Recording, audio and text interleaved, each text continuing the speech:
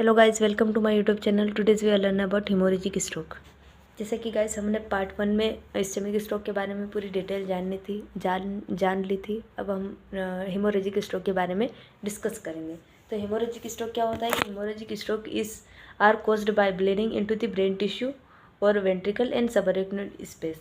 तो haemorrhagic stroke as name suggest haemo यानी blood और एरेजिक में मतलब किसी चीज़ का बहना या कंटिन्यूस कंडीशन में वो चीज़ चल रही है। तो वही है कि ब्लीडिंग होना into the brain tissue ventricles and subarachnoid space. इसी के अकॉर्डिंग इसको दो क्लासों में क्लासीफाई किया गया कि इंट्रा सेरिब्रल हेमोरेज मतलब जो सेरिब्रल मतलब जो ब्रेन कैविटी होती है वहाँ पे ब्लीडिंग होना, या फिर जो अरेक्नोइड स्पेसेस होती है वहाँ पे ब्लीडिंग होना। ठीक है, देन अपन इसके रिस्क फैक्टर के बारे में डिस्कस करते हैं। तो रिस्क फैक्टर क्या क्या हो सकते हैं? अगर हाइपरटेंसिव पेशेंट है, हाइपरटेंसिव पेशेंट में क्या होता है कि ब्लड का प्रेशर बढ़ा हुआ रहेगा, जिसकी वजह से जो इनर मोस्ट लाइनिंग होती है, ठीक है, अब जो इनर मोस्ट लाइनिंग होती है, इनर मोस्ट लाइनिंग को वो अफेक्ट करेगा। मतलब प्रेशर की वजह से फ्रिक्शन होगा, फ्रिक्शन की वजह से जो इनर मोस्ट लाइनिंग होती है वो डैमेज हो जाती है।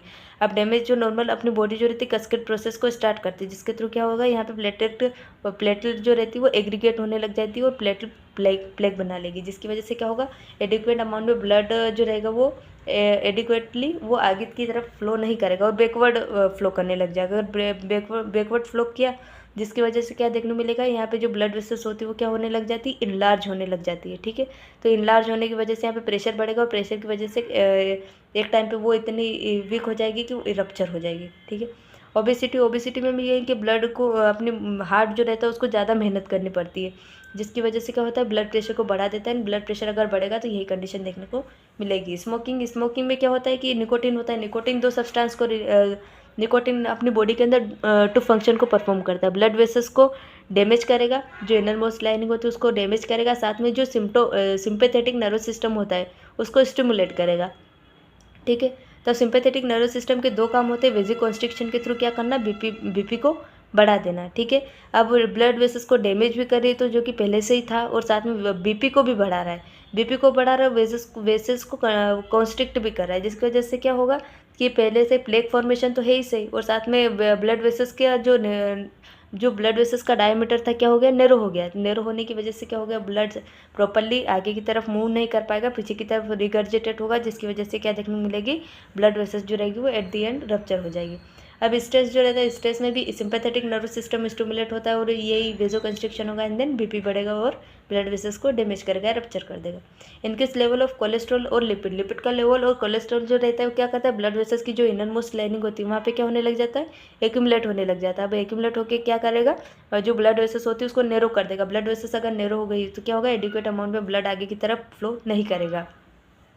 डायबिटिक मेलाइटिस में क्या हो जाता है, ब्लड जो रहता है हाइपर ऑस्मोलर हो जाता है। हाइपर ऑस्मोलरिटी की वजह से क्या होता है, और कोलेस्ट्रॉल का लेवल भी ब्लड के अंदर बढ़ जाता है। तो ये वहीं कि नैरोविंग ऑफ ब्लड वेसल्स करेगा एंड देन ब्लड वेसल्स को वीक कर देगा। Heart disease like atrial fibrillation. Atrial fibrillation क्या होता है, हार्ट जो रहता है वो बहुत तेज, उसकी पंपिंग रेट जो होती है बहुत तेज हो जाती है। मतलब क्या होता है कि जो एडिक्वेटली वो हार्ट ब्लड को पंप नहीं कर पाएगा, बस वो ऐसे थर की तरह करेगा।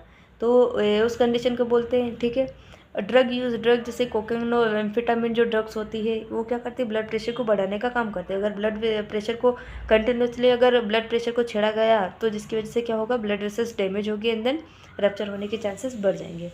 एक्सेसिव एल्कोहल यूज, एल्कोहल भी क्या करता है, सिंपैथेटिक नर्वस सिस्टम को पहले तो स्टिमुलेट करता है लेकिन बाद में वो डिप्रेस करता है। तो जब स्टिमुलेट करेगा तो बीपी को बढ़ाएगा, और बीपी को बढ़ाएगा तो हेमोरेजिक स्ट्रोक होने के चांसेस बढ़ जाएंगे। देन डिस्कस करते हैं पैथोफिजियोलॉजी ऑफ हेमोरेजिक स्ट्रोक। तो सबसे पहले क्या होगा कि rupture of blood vessel rupture हो जाएगी, या फिर एन्यूरिज्म या फिर अदर कॉजेस की वजह से क्या होगा, ब्लीडिंग होगी। अब ब्लीडिंग जो रहेगी वो क्या ब्लीडिंग होगी, अब तो ब्लड जो रहेगा वो क्या होगा, एक्यूमुलेट होगा। एक्यूमुलेट होकर क्या फॉर्म करेगा, हेमेटोमा फॉर्म करेगा। ठीक है, अब जो हेमेटोमा जो होता है वो क्या होता है, लार्ज ब्लड क्लोट होता है। ठीक है, अब ये लार्ज ब्लड क्लोट है। अब ब्रेन की जो मतलब जो कैविटी होती है जिसे सेरिब्रल कैविटी बोलते हैं, वहाँ पे क्या होगा, कंप्रेशन करेगा। अब कंप्रेशन कौन कौन पे करेगा, क्रेनियल नर्व और ब्रेन टिश्यूज के ऊपर कंप्रेशन करेगा, और ब्लड वेसल्स होती है उसको भी कंप्रेस करेगा। ठीक है, अगर ब्लड वेसल्स को कंप्रेस किया तो ब्लड सप्लाई नहीं हो पाएगी, फर्दर ब्लड सप्लाई नहीं हो पाएगी। ठीक है, और ब्रेन टिश्यू को अगर कंप्रेस किया तो ब्रेन टिश्यू में क्या इन्फ्लामेशन और स्वेलिंग देखने को मिलेगी, और क्रेनियल नर्व जो होती है वो अपना फंक्शन परफॉर्म नहीं कर पाती है। तो इन सब की वजह से क्या होगा, ब्रेन टिश्यूज़ के अंदर क्या होने लग जाएगा, मेटाबॉलिज्म जो रहेगा वो अफेक्ट होगा, जिसकी वजह से क्या होगा, वहाँ पे जो मतलब यहाँ पे क्या कंप्रेशन कर रहा था तो ब्लड वेसल्स के ऊपर भी कंप्रेस कर रहा था, जिसकी वजह से क्या होगा, परफ्यूजन मतलब ब्लड सप्लाई प्रॉपर्ली नहीं हो पाएगी। और अगर मेटाबॉलिज्म अफेक्ट हुआ तो मेटाबॉलिज्म के अफेक्ट होने की वजह से क्या होता है, वेजो स्पाज्म देखने को मिलेगा। वेजो स्पाज्म का मतलब होता है कि जो ब्लड वेसल्स होती है वो कंटिन्यूसली रिलैक्स कॉन्ट्रैक्ट हो रही है, ठीक है, जिसकी वजह से क्या देखने को मिलेगा, infection of a affected brain area, ठीक है। देन डिस्कस करते हैं क्लासिफिकेशन ऑफ हेमोरेजिक स्ट्रोक। सबसे पहला इंट्रा सेरिब्रल हेमोरेज, इंट्रा यानी इनर, सेरिब्रल इसको क्या बोलते हैं, अगर इसको डिवाइड करेंगे तो inner cerebral refers to brain and haemorrhage refers to bleeding, ठीक है। तो ब्लीडिंग कहाँ हो रही है, जो इनर पार्ट ऑफ ब्रेन होता है वहाँ पे हो रही है, intra cerebral inner part of the brain में ब्लीडिंग हो रही है, तो bleeding into the brain tissues called intra cerebral haemorrhage. Most common in patient with hypertension and cerebral atherosclerosis. जैसा कि अपन पहले डिस्कस किया है अपन ने कि हाइपरटेंशन की वजह से और सेरिब्रल एथेरोस्क्लेरोटिक प्लेग की वजह से क्या देखने को मिलेगा अपन को, intra cerebral haemorrhage most commonly इनकी वजह से देखने को मिल सकता है, ठीक है। अब इंट्राक्रेनियल एन्यूरिज्म का मतलब जो इंट्रा यानी इनर, क्रेनियम जो स्कल बोन होती है वहाँ पे, और एन्यूरिज्म मतलब वहाँ की जो ब्लड वेसल्स होती है वहाँ पे bulging of the blood vessels हो गई, जिसकी वजह से क्या देखने को मिलेगा, अगर वहाँ पे ज़्यादा अगर मतलब क्या होता है कि ये जो अपनी ब्लड वेसल्स होती है वहाँ पे ऐसे बल्ज आउट हो जाती है। अब बल्ज आउट होने की वजह से क्या होता है, ब्लड यहाँ पे स्ट्रेसिस करने लग जाता है। अगर ज़्यादा टाइम तक अगर ब्लड हल्का सा भी प्रेशर बढ़ा तो क्या होता है, ये ब्लड वेसल्स यहाँ पे वीक हो गई, वैसे भी अगर वीक हो गई, अगर प्रेशर बढ़ा तो क्या होगा कि ब्लड वेसल्स यहाँ से रप्चर हो जाएगी, देन हेमोरेजिक स्ट्रोक कोज करेगी। देन अपन देखते हैं इसके क्लिनिकल मैनिफेस्टेशन क्या क्या होते हैं। तो पेशेंट को सीवियर हेडेक रहेगा, ठीक है, depend on CVA on which brain affect. अब इसमें जो सिम्टम है अपन को वहाँ दिखाई देंगे जहाँ पे उस ब्रेन के उस पार्ट को अफेक्ट किया है, जैसे कि इरेगुलर रेस्पिरेशन देखने को मिलेगा, अगर पॉन्स वेरोलाई और मेडुला ऑब्लिगेंटा को अफेक्ट किया तो रेस्पिरेशन में प्रॉब्लम देखने को मिल सकती है, नमनेस देखने को मिलेगा, नोजिया वोमिटिंग कीमोटेक्टिक जोन को अगर अफेक्ट किया है, एग्नोशिया देखने को मिलेगा, किसी को रिकॉग्नाइज करने में प्रॉब्लम होगी, डिसआर्थरिया मतलब जो जॉइंट पेन देखने को मिलेगा, हेमीप्लेजिया मतलब क्या होता है कि जो हाफ बॉडी पैरालिसिस देखने को मिल सकता है, नेक स्टिफनेस देखने को मिलेगा और डिसओरिएंटेशन, ठीक है, ये क्लिनिकल मैनिफेस्टेशंस हो गए। Then we are discuss about diagnostic evaluation, how to diagnose this condition.